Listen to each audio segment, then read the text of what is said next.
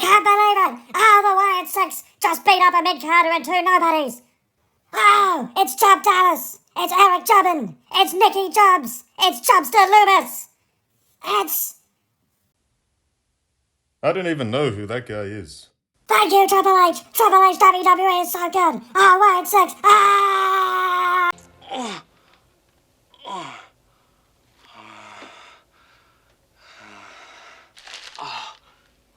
The Wyatt Six.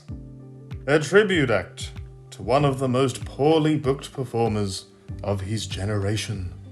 With his brother, Bo Dallas, now finally getting some semblance of a push after spending his whole main roster career in jobber hell.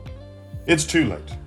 To spend this much time looking at the lights only to turn around and try and be some reject from a Rob Zombie horror movie is not gonna cut the mustard. And then there's Dexter Loomis, one of Triple H's many little developmental projects to totally bum on the main roster.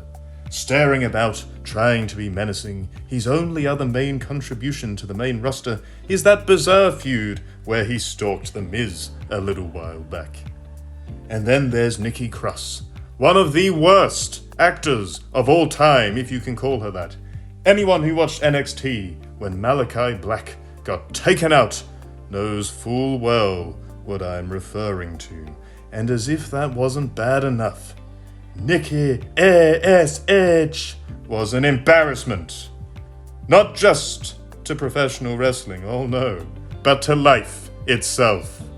If ever you needed proof Vince McMahon turned into an out-of-touch old fart towards the end of his time on top, it was putting a title on Nikki Always Sucks Hard.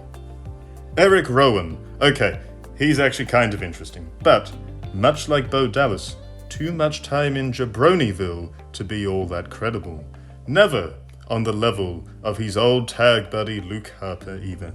And stuff like his toy spider was again proof old Vince's brain might have been on the slide down to the dementia gutter near the end there. And Joe Gacy, alright, I do actually remember him. He kidnapped Rick Steiner one time before, heavy emphasis on before, Big Rick made his feelings on the trans community just a little too public. Yeah, he's cringe, he's lame, he's a tryhard. Gacy, that is, not Rick Steiner. Rick Steiner was actually really cool in his prime, but for whatever reason, his prime only stuck around for a cup of coffee. Overall, this is just a profoundly uncool team. The old Wyatt family trio had its moments, but this lot are just a big budget version of one of Triple H's dirt worst creations, Sanity. Ugh, gee. A pointless group of misfits trying ever so hard to be edgy, but just coming across as, well, tryhards, doing the kind of stuff only a dumb teenager going through a little phase would think is at all cool. If they really wanted a Wyatt tribute act, there's only one man who should be the leader of it, and that is Braun Strowman. The big man should have been a top star for WWE back in the late 2010s. Fans really liked him for a little while there, and even though he's pretty much just a mid-carder now, he's still physically impressive enough, and still has enough name value that a big heel turn could have been very interesting. Keep Bo Dallas as Uncle Howdy at that point, sure, and Eric Rowan is an obvious fit too. That's not a bad start, and if you really want Dexter Loomis to be a thing for some reason, actually show them recruiting him since he had no real ties to the real Wyatt on screen ever. Alexa Bliss has also been training for a return and would have been a way better, more over fit than Nikki Cross. Both since Bliss can actually cut a promo and is over.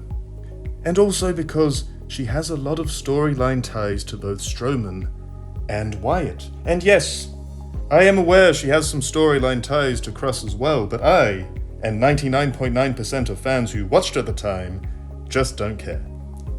But hey, what does some dumb armchair booking smirk know about anything?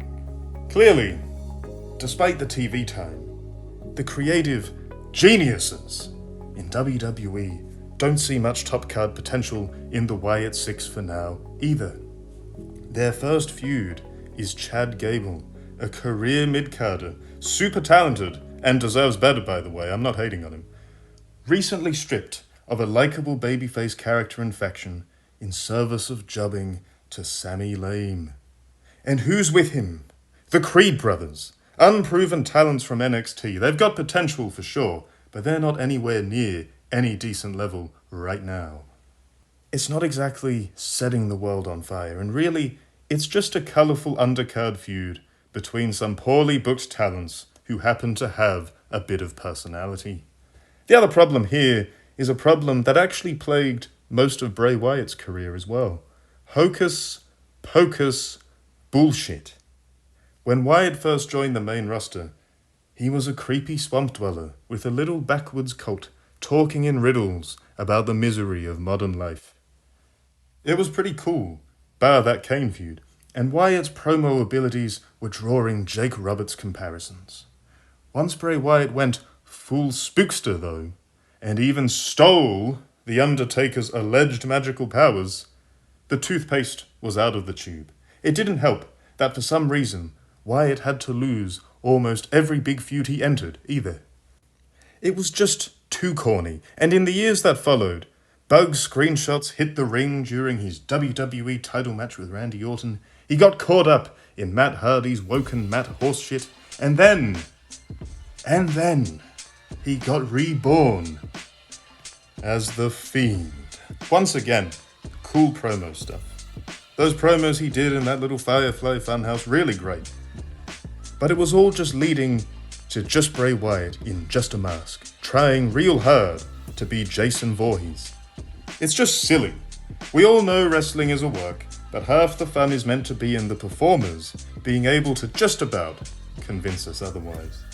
This goofy nonsense was faker than Starlight's new face. And I bet someone's thinking, what about The Undertaker? Yeah, the thing with The Undertaker was he had a lot of rubbish angles over the years. The only thing that kept him together, that kept him over, that kept him as one of the company's top stars for so long, was that Mark Calloway was an amazing wrestler with huge star presence and a very intimidating aura. His brother Kane, on the other hand, full of shite storylines and matches throughout his overrated goofball career. And once you get past those guys, you find truly unwatchable garbage, like the Boogeyman and Papa Shango. Magic does not work in wrestling. We're not here to watch Buffy the Vampire Slayer or Supernatural. We're here to watch worked fighting that blurs the lines between reality and fiction.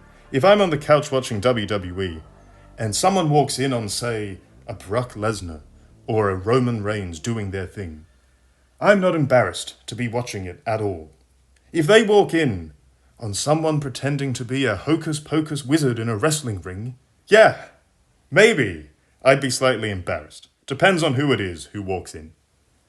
If they walk in on Nikki Cross's amateur theatre approach to acting, I'm changing the channel and pretending I don't even watch WWE. Now look, rest in peace Bray Wyatt. His untimely death was very sad. But frankly, we don't need an angle out of it. It's not as distasteful as the exploitation of Eddie Guerrero's death back in the day. Or Paul Bearer, for that matter.